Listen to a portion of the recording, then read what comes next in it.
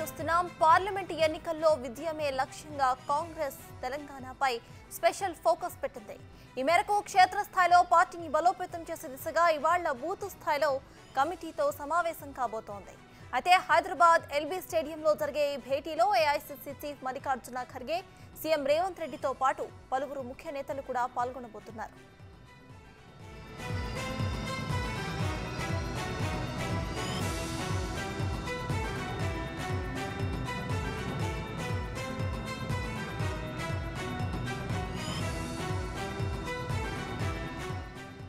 ఇటీవల జరిగిన 5 రాష్ట్రాల అసెంబ్లీ ఎన్నికల్లో తెలంగాణలో మాత్రమే కాంగ్రెస్ అధికారంలోకి రావడంతో ఇదే జోష్ను పార్లమెంట్ ఎన్నికల్లోనూ కంటిన్యూ చేయాలన్న వ్యూహంలో ఉంది కాంగ్రెస్ పార్టీ.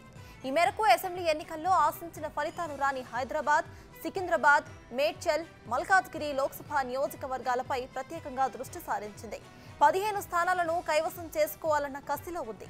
ఇందులో భాగంగానే బూత్ లెవెల్ కమిటీ మీటింగ్ ఏర్పాటు చేసింది. ఈ సమావేశంలో 36,000 మంది బూత్ స్థాయి కన్వీనర్లు హాజరు కాబోతున్నారు. త్వరలో జరిగే ఎన్నికల్లో అనుసరించాల్సిన వ్యూహాలపై బూత్ కన్వీనర్స్ కు దిశానిర్దేశం చేయబోతున్నారు నేతలు.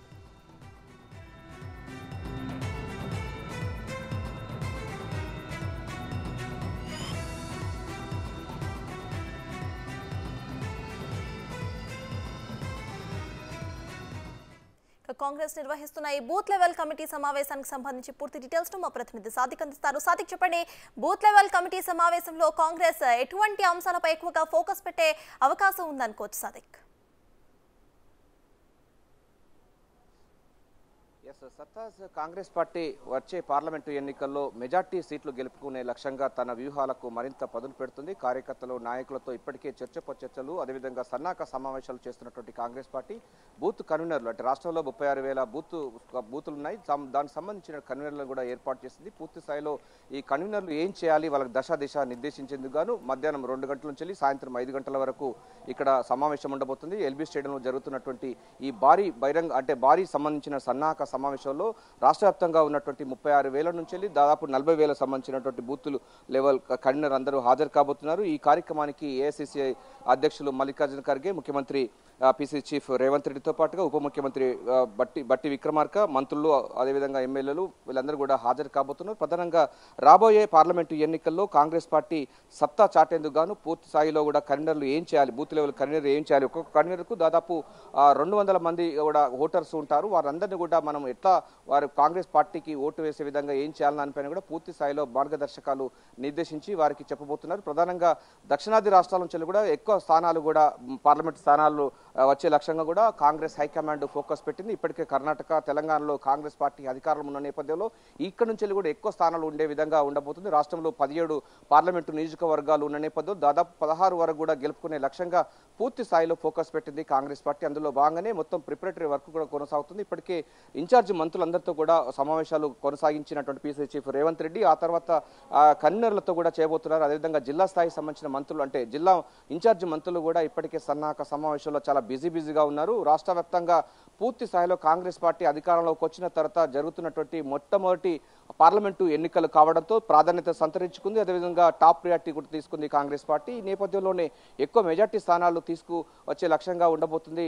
ప్రధాని రాహుల్ గాంధీ చేసే లక్ష్యంగా కాంగ్రెస్ పార్టీ వ్యూహాలకు మరింత పదును పెడుతున్న లక్ష్యంగా దక్షిణాది రాష్ట్రాల నుంచి ఎక్కువ సీట్లు కూడా కాంగ్రెస్ పార్టీకి ఇచ్చే లక్ష్యంగా కూడా చేయబోతున్నారు. ఇందులో భాగంగానే హైదరాబాద్లో, అంటే తెలంగాణలో కాంగ్రెస్ అధికారంలోకి వచ్చిన తర్వాత 6 గ్యారంటీ స్కీమ్స్లో విస్తృతంగా ప్రజల్లోకి వెళ్ళింది. డెఫినెట్గా ఇక్కడ ఉన్నటువంటి తెలంగాణ సమాజం అంతా కాంగ్రెస్ పార్టీ వైపు ఉన్నది. ఈసారి వచ్చే పార్లమెంటు ఎన్నికల్లో కూడా కాంగ్రెస్ పార్టీకి పట్టం కట్టేందుకు ఆస్కారం ఉందని కూడా అనేక సర్వేలు చెప్తున్న ధర్మిలా ఈ యొక్క ప్రిపరేటరీ వర్క్ కూడా చాలా వేగంగా కొనసాగిస్తుంది కాంగ్రెస్ పార్టీ. అందులో భాగంగా ఈరోజు అగ్రనేతలందరూ కూడా ఎల్బీ స్టేడియం, మనం ప్రస్తుతం ఎల్బీ స్టేడియం దగ్గర మొత్తం 36,000 మంది, లేక 36,000 నుంచి 40,000 మంది బూత్ లెవెల్ కన్వీనర్లు అందరూ కూడా హాజరు కాబోతున్నారు. రాష్ట్ర వ్యాప్తంగా వస్తున్నటువంటి ఈ కన్వీనర్ అందరికీ కూడా ఒకే ఒక నిర్దేశకం చేయబోతున్నారు. మనకు ఒక్కొక్క కన్వీనర్కు, ఒక్కొక్క బూత్ లెవెల్ కన్వీనర్కు 200 నుంచి 250 మంది ఓటర్లు ఉంటారు. సో వాళ్ళందరూ కూడా మొత్తం ఓటర్లతో మొత్తం మమేకం ఉండాలి. ప్రభుత్వం అంటే గత ప్రభుత్వాలు చేసిన నిర్వాహకం వల్ల కేంద్రంలో ఉన్న బీజేపీ మద్దతు రాజకీయాలు, రాష్ట్రంలో గత ప్రభుత్వం కేసీఆర్ చేసినటువంటి భూస్వామ్య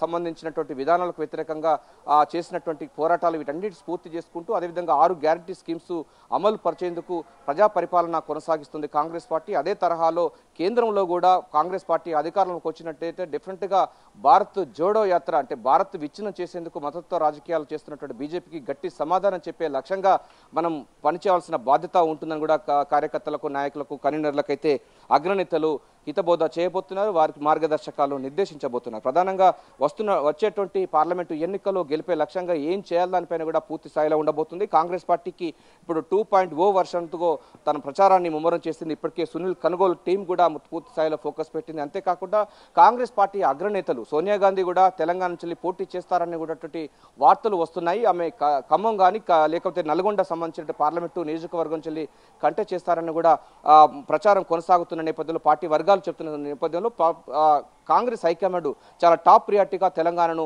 ఫోకస్ పెట్టని చెప్పొచ్చు. అందుకోసం నిన్న సునీల్ కనుగోలు టీం కూడా ముఖ్యమంత్రి రేవంత్ రెడ్డితో అదేవిధంగా రెవెన్యూ శాఖ మంత్రి పొంగులేటి శ్రీనివాసరెడ్డితో కూడా భేటీ కావడం అన్నది మనం చూసాం. అదే తరహాలో అంటే కేంద్ర నాయకత్వం, అగ్ర నాయకత్వం కూడా సోనియా గాంధీ తెలంగాణ నుంచి ఈసారి పార్లమెంటు నియోజకవర్గానికి పోటీ చేస్తారన్నటువంటి వార్తలు వస్తున్న నేపథ్యంలో కార్యకర్తలు, నాయకులు రెట్టింపు ఉత్సవంతో పనిచేయాలి. గత అసెంబ్లీ ఎన్నికల్లో ఎట్లయితే పనిచేస్తారో అంతకు రెట్టింపుగా పనిచేసే లక్ష్యంగా కార్యకర్తలు, నాయకులకు, బూత్ లెవెల్ కన్వీనర్లకు అందరికీ కూడా మార్గదర్శకాలు చేయబోతున్నారు, దిశ నిర్దేశించబోతున్నారు. ప్రధానంగా మనకు ఎల్బీ స్టేడియం అన్నది చాలా 40,000 మంది కెపాసిటీతో ఉన్నటువంటి ఈ యొక్క ఎల్బీ స్టేడియం సంబంధించినటువంటి దాంట్లో మొత్తం కార్యకర్తలు, నాయకులు అందరి కోసం పూర్తి స్థాయిలో కూడా అయితే ఏర్పాట్లు ముమ్మరం చేస్తారు. పోలీసు బందోబస్తు ఏర్పాటు చేస్తారు.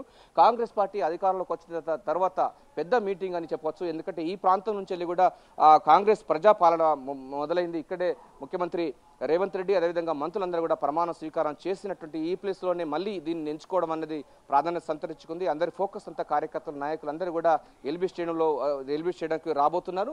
సో ఇప్పటికే పోలీసు సంబంధించిన బందోబస్తు ఏర్పాట్లు కూడా చేశారు. 3 అంచెల భద్రత ఏర్పాటు చేశారు. మొత్తం ఇక్కడ బచిర్బాగ్ నుంచి వెళ్ళి అసెంబ్లీ తదితర ప్రాంతాలంతా కూడా పోలీసులు అయితే బందోబస్తు నిర్వహిస్తున్నారు. మనకు పోలీసు ప్రిపరేటరీ వర్క్ చేస్తున్నటువంటి విజువల్స్ కూడా చూస్తున్నాం. ప్రధానంగా చూసినట్టయితే సర్తాజ్ వచ్చే పార్లమెంట్ ఎన్నికల్లో మెజార్టీ స్థానాలు కాంగ్రెస్ పార్టీ గెలుపుకునే లక్ష్యంగా తన వ్యూహాలను మరింత పదును పెడుతుంది. గతంలో కంటే భిన్నంగా కాంగ్రెస్ పార్టీ 2.0 వర్షంగా మొత్తం ప్రజల్లో మమేకమై ప్రజలకు మార్గదర్శకాలు చేయబోతుంది. మతత్వ రాజకీయాల నుండి దేశాన్ని రక్షించాలి, భారత్ జోడో అన్నది కొనసాగబోతున్న నేపథ్యంలో ఈ ఎన్నికలు వస్తున్నాయి. సో రాహుల్ గాంధీ ప్రధానమంత్రి చేసే లక్ష్యంగా కాంగ్రెస్ పార్టీ చాలా ప్రతిష్టాత్మకంగా పార్లమెంట్ ఎన్నికల్లో తీసుకోబోతుంది. సో ఈ అంశం పైన కూడా కాంగ్రెస్ పార్టీ ఇప్పటికే పూర్తి స్థాయిలో సన్నాహక సమావేశాలు నిర్వహిస్తుంది. సో బూత్ లెవెల్ సంబంధించిన కన్వీనర్లతో కూడా సమావేశాలు ఏర్పాటు చేసి వారికి దిశ నిర్దేశించబోతున్నారు. 40,000 మంది కూడా బూత్ కన్వీనర్ సంబంధించి వచ్చే వారికి అందరూ కూడా వచ్చే పార్లమెంట్ ఎన్నికల్లో మెజార్టీ స్థానాలు గెలుపుకునే లక్ష్యంగా వారికి అందరూ కూడా మార్గదర్శకాలు దిశ నిర్దేశించబోతున్నారు. Right, thank you Sadiq.